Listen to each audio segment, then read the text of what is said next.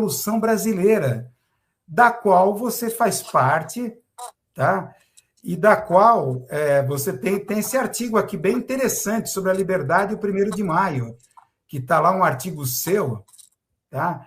Eu achei muito interessante a sacada que você coloca com 2023, esse encontro que teve aqui acho que foi no Itaquerão, né? Que foi flopado, vazio, né? Encontro sindical, e depois o Lula botou a culpa nos organizadores e saiu pela tangente de mansinho e nunca mais resolveu topar uma empreitada dessa. Então, eu queria que você me explicasse o que é essa organização política revolucionária, Revolução Brasileira, e também ligado aqui, eu acho que esse artigo aqui, seu sobre o 1º de maio, reflete muito, acho que, a postura dessa organização. Sem dúvida, Wilson. De fato, você recorda bem. Você veja que foi 1º de maio de 23, primeiro ano, portanto, do 3º mandato do governo Lula. E ele mandou convocar. Ocorre que Lula e o Partido dos Trabalhadores e esse governo não têm autoridade para convocar mais nada. A característica dos governos do PT, desde o 1º de Lula, o 2º, o 1º e o 2º de Dilma e o 3º de Lula, é não convocar o povo. Mas não é porque o mundo virou neoliberal por causa da correlação de forças. Não. É por dupla razão. Primeiro, porque Lula não pode colocar o povo em movimento. Se colocar o povo em movimento, o povo ultrapassa o lulismo e o próprio Lula. Então, o povo tem que ser como um rebanho de ovelhas. É chamado há 4 anos para votar. Pode reclamar nas redes digitais. Mas o Lula diz, bom, o bordão do Lula preferido é ruim comigo, pior sem a minha presença. Esse parece ser o álibi, né? A questão que foi criado desde o 8/1, aquela suposta tentativa de golpe, parece que funciona como chantagem à militância, né? Sem dúvida. Esse tipo de coisa. Não, sem dúvida. Não é que parece, funciona. E com isso ele alimenta uma consciência ingênua. Essa consciência ingênua está baseada em alguns supostos. Temos que barrar e enfrentar o fascismo. Mas não há fascismo no Brasil. Segundo, temos que acabar com o neoliberalismo, mas eles estão implementando a política neoliberal, percebe? Então, esse manifesto Lula foi muito típico, porque ele culpou os organizadores. Mais ou menos aqui como se eu e você estivéssemos aqui dizendo que o país está ruim porque é culpa do povo. Que é uma constante desses políticos vulgares, dos quais Lula é, obviamente, um deles. E talvez o mais vulgar deles, porque é aquele que ocupa a presidência da República. Então, esse artigo faz parte da página, existe uma quantidade imensa de artigos nossos lá. E, de fato, o que é a Revolução Brasileira? Para aqueles que vão nos escutar, nós vamos fazer o nosso congresso dia 7 de setembro no Rio de Janeiro, Dia da Pátria. Vamos fazer o Congresso Nacional da Revolução Brasileira. E estamos escolhendo os delegados em todos os estados da República. Eu acabei de sair de uma plenária virtual muito estimulante, muito boa, em que toda a nossa rapaziada está firme, animada para esse congresso, muita gente próxima observando. E a Revolução Brasileira nasceu logo depois da destituição da Dilma. E como você sabe, foi uma destituição sem luta. Lula, Dilma, o staff, a direção do Partido dos Trabalhadores, julgava que 2 anos depois ia ter uma eleição e o Lula ganharia. Só que o Lula acabou na cadeia e Bolsonaro venceu. Mas Bolsonaro não venceu porque Lula foi para a cadeia. Bolsonaro venceu porque o repúdio generalizado a tudo que está aí, está ok? Lembra a consigna naquele proto-fascista? Era essa. Ele recolheu essa iracúndia, esse ódio, essa raiva social que nasce de um sentimento legítimo de salários baixos, de falta de moradia, de sistema de saúde subfinanciado, que é o SUS, da escola degradada, do transporte coletivo, que é horroroso, e naquela época, de 42, 43 mil mortes violentas por ano. Agora, o ano passado, foram 34 mil mortes violentas. Então, é uma situação dramática, a situação brasileira. Muito ruim. E quem sofre com isso é precisamente o povão. O Lula não sofre com isso. Os deputados e senadores não sofrem com isso. Os ministros do STF estão em festas nababescas, não é? É um negócio extraordinário. A classe dominante, os industriais, os latifundiários, esses das caminhonetes, do sertanejo universitário, desses cantores, isso aí estão nadando em dinheiro.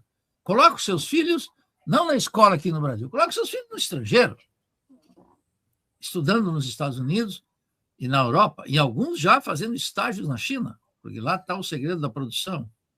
Então, nesse contexto, nós discutimos a possibilidade de disputar a presidência da República, e eu me filiei no PSOL e comecei a correr o Brasil para me candidatar a presidente da República, apresentando uma proposta do radicalismo político, dos revolucionários, dizendo, olha, isso que está aí não nos interessa, é muito ruim, tanto Temer quanto Lula são dois horrorosos. Mas o PSOL escolheu esse aprendiz de feiticeiro, esse embuste, que é Guilherme Boulos.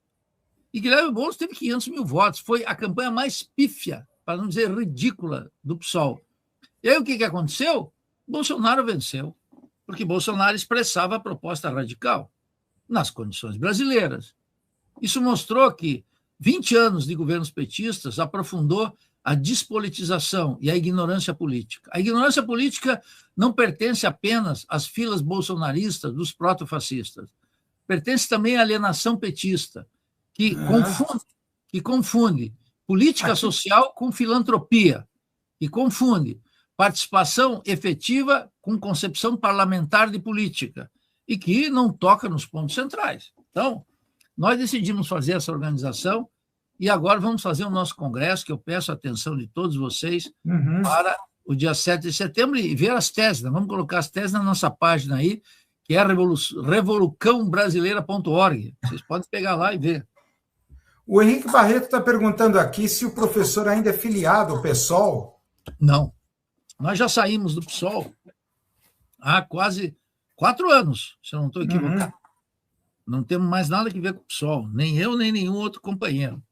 Nós soltamos um manifesto, está na nossa página, por que o PSOL não representa uma alternativa. E o PSOL, de fato, como disse um antenado agitador político aí de São Paulo, que é o Galo, aquele motoboy, ele disse o PSOL é o PT amarelo. E, de fato, o PSOL é um puxadinho. Se você pegar os deputados que se julgam mais combativos do PSOL, que é o Glauber, a Sâmia e a Fernanda Melchiona, eles nunca subiram na tribuna, nunca, nenhuma única vez, nunca subiram na tribuna do Congresso, que é aquele covil de ladrões, para fazer uma crítica aberta ao Lula, nem crítica simulada, nada, é uma vergonha. São 3 parlamentares que se julgam radicais, mas que de radicais não tem nada. Eles são lulistas, e agora, como eu já antecipei há muito tempo, vão votar em Lula já no primeiro turno. O PSOL decidiu que não tem candidatura. Então, veja que agora a UP tem uma candidata, né? A Unidade Popular, não sei o que o PCB vai fazer, o PSTU também já tem o Hertz candidato, o PCB ainda não anunciou o que vai fazer, mas eles todos vão, provavelmente, como foram na última eleição, votar em Lula. E eu considero, já anuncio aqui, que a nossa posição, eu vou brigar no nosso Congresso para que a gente crave um voto nulo. Nulo, quer dizer, nenhum voto para Bolsonaro, nenhum voto para Lula, porque os dois são algozes do nosso povo. Os dois. E eu estou disposto a discutir com qualquer um no terreno da política externa para ver quais são as diferenças, porque não há. No terreno da política econômica, basta ver a taxa de juros. Né? O petismo dizia, não, essa taxa de juros de 15% é Campos Neto, e agora está 14,25%. É essa. E a autonomia do Banco Central, e o teto de gastos, e a administração da Petrobras, e a não recuperação da Eletrobras, e a dizimação dos povos indígenas o garimpo mandando bala contra os povos indígenas. E o subfinanciamento da educação e da saúde, e a falta de uma proposta de segurança efetiva que preserve a vida de milhões de brasileiros que são consumidos a todo ano, 34, 35, 36 mil mortes violentas nesse país. É uma guerra. Então, efetivamente, é uma situação dramática e que Lula não dá conta, porque ele não está à altura das circunstâncias, e que Bolsonaro tampouco. Por isso, nós vamos cravar o voto nulo, fazendo uma campanha nacional pelo voto nulo, como uma forma de politização. Porque esses candidatinhos que andam por aí dizendo que vão ser radicais, a esquerdinha do PSOL, a esquerdinha não sei de onde, o PCdoB, etc., todos eles vocalizam um radicalismo de goela, mas na prática são incapazes. O que vai fazer no Congresso Nacional? Você acredita no Congresso Nacional, Wilson? Eu nem um pouco. Também como não acredito no STF. Tenho pavor desses dois órgãos. Nenhum deputado e senador representa alguma coisa relevante hoje para o povo. Nenhum. Então, que bom que você toca nesse ponto. A Revolução Brasileira é uma corrente política, uma organização revolucionária que vai fazer seu congresso dia 7. E eu peço atenção a todos vocês. Apareceu aqui na tela essa pergunta do Bruno. Não sei se você está vendo aí. Tem candidatos na democracia burguesa. Tem planejamento eleitoral? Não, nós, na última eleição, quer dizer, lá quando eu fui candidato, em 2018, nós até apoiamos alguns candidatos. Agora, nenhum. Mas por quê? Isso que o Bruno está perguntando é muito importante, porque a nossa posição pelo voto nulo não é um voto de princípio. Não participamos de eleições burguesas, tal como ele está dizendo. Não, depende. Os revolucionários, e na história do movimento socialista internacional, e na história brasileira, sobretudo latino-americana, participar nas eleições é um desafio tremendo. Por que participar? Segundo, como participar? Por que participar?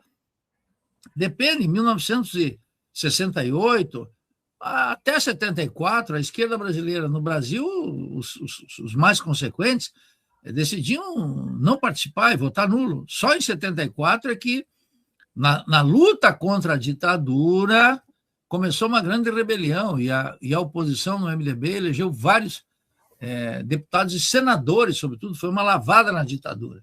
Mas aí tinha uma ditadura, a luta eleitoral tinha um sentido. Mas agora, observe os candidatos, aqueles que querem ser mais socialistas, aqueles que querem ser mais comunistas, aqueles que querem ser mais revolucionários, são todos lulistas. É uma vergonha. Na verdade, eles querem emprego, porque eles não sabem fazer outra coisa. Eles querem emprego e querem com o mandato fazer coisa, mas não consegue fazer nada. E cai naquele covil de ladrões, querendo fazer uma coisa que é verdadeiramente espantosa aos olhos de Fidel, de Lenin, de Mao Tse-tung, de Trotsky, tudo que você quiser. Sobretudo de Lenin, que é tentar dignificar aquele parlamento, ou como alguns mais desinibidos, mas também mais oportunistas, chamam de nós vamos fazer do Congresso uma tribuna popular. Quem é que conseguiu fazer isso hoje? Ninguém. Eu conheço vários. Glauber Braga não conseguiu, Sâmia não conseguiu, Fernanda Melchiona não conseguiu, meu querido amigo Ivan Valente não conseguiu, Chico Alencar no Rio não conseguiu, e outros do petismo ninguém conseguiu. Maria do Rosário, em Porto Alegre, quem conseguiu? Aqui em Santa Catarina, ninguém. Então, essa ideia de que, não, nós vamos lá, vamos brigar, vamos enfrentar a direita, isso é uma lorota completa. Essa gente quer emprego, quer carreira, quer salário alto e deixar o povão aí abandonado, compondo contra Lula e simulando uma oposição ao proto-fascista Bolsonaro. Então, nessas circunstâncias, e além disso, queria dizer ao Bruno, na circunstância de que a população não acredita mais no STF, não acredita naquele covil de ladrões de deputados e senadores, e desacreditou da presidência da República, nesse contexto e de podridão da República Burguesa, nós temos que ajudar a enterrá-la, criar na sociedade uma referência crítica que não está orientada por uma concepção parlamentar de política, ou seja, a política reduzida ao voto, porque o voto nunca mudou a vida de ninguém. Agora, mas o voto poderia ser uma oportunidade de politização, etc. Poderia, não nas atuais circunstâncias. Por quê? O tempo de televisão é ultralimitado. As máquinas partidárias, todas elas têm dono e nomes consolidados. O poder econômico, Wilson, decide de maneira muito clara quem vai ser eleito e quem não vai. Percebe? Então, vamos dizer que um dirigente social, vamos pegar o exemplo mais contundente, mais degradante até hoje, o Guilherme Boulos em São Paulo. Guilherme Boulos em São Paulo era dirigente do MTST, aí o pessoal dizia, um movimento social. Foi para lá e fez o quê? Porra nenhuma. Não fez nada. E, além disso, soltou mandato para ser ministro de Lula. Isso é uma vergonha. Vamos pegar outro caso. Sônia Guajajara, que não se elege nas suas comunidades. Se elege deputada federal em São Paulo. E quanto mais indígena nós temos no parlamento, mais eles estão perdendo as terras das suas comunidades e nos seus territórios, como mostra de maneira enfática, contundente, o Conselho Indigenista Missionário da Igreja Católica. Eu sou ateu, mas eu respeito muito o CIMI, leio seus documentos, são documentos muito consistentes, de gente que joga, são verdadeiros cristãos, eles acreditam, eles militam como tal, eles vão lá e entregam sua sorte junto com os povos oprimidos, com os indígenas, mas os indígenas estão perdendo as terras porque a mineração, a agricultura está se expandindo com apoio bilionário dos planos Safra e das liberações que o governo de Bolsonaro e de Lula dão para empresas nacionais e estrangeiras à custa dos territórios dos indígenas. Aí, vocês podem ver na Rede Globo. Domingo passado, a Rede Globo mostrou uma matéria sobre os mega garimpos que continuam ocorrendo nas várias regiões. E pergunta se o Lula colocou lá, contratou assim 500 policiais para a Polícia Federal só para cuidar disso. Outros 500 para fazer a FUNAI cuidar disso. Não! As tropas que iam lá eram 10, 12, 15, um helicóptero, mais 4, 5 viaturas pelo chão. Isso é uma vergonha. Isso é um convite para agredir, roubar as terras, piratear ouro, degradar o meio ambiente, enriquecer uma camarilha que, se o governo quisesse, mandava prender todo mundo, mandava para a cadeia essa gente que está agredindo os povos indígenas, saqueando o nosso território para... O que tem no solo e no subsolo é a riqueza de todos nós, hein? É riqueza pública, é um bem público. Estive lá na magistratura do Rio de Janeiro essa semana e tive uma aula sobre isso de uma professora chamada Sônia Rabelo, excelente, e já estou comprando os livros que ela me indicou, porque é uma coisa muito bem feita, muito bem articulada. Estava lá com o desembargador João Batista Damasceno e meu amigo Orlando Zacconi, que é delegado de polícia e coordena o movimento Policiais Antifascismo. Então, eu não me iludo com essa conversa de que um deputado, um senador, vai lá fazer denúncia e vai transformar a tribuna numa denúncia, numa tribuna popular contra as injustiças. Imagine um senador e um deputado lá. Olha, pessoal, vocês estão sendo explorados por um salário baixo. Não, o pessoal já sabe disso. Olha, a segurança pública está um descalabro, é violenta e a polícia mata. O povo já sabe disso. Olha, as filas do SUS são enormes e não tem solução. O povo já sabe disso. Olha, a escola está degradada. Bom, as greves dos professores se multiplicam, porque o salário é baixo.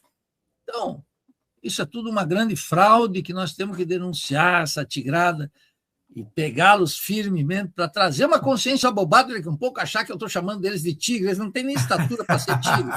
É que lá em Joaçaba a gente diz essa tigrada, vamos lá, tigrada, que é uma expressão meio gauchesca de tiguera. Uma tigrada, vamos lá, tigrada, nós. A tigrada é nós.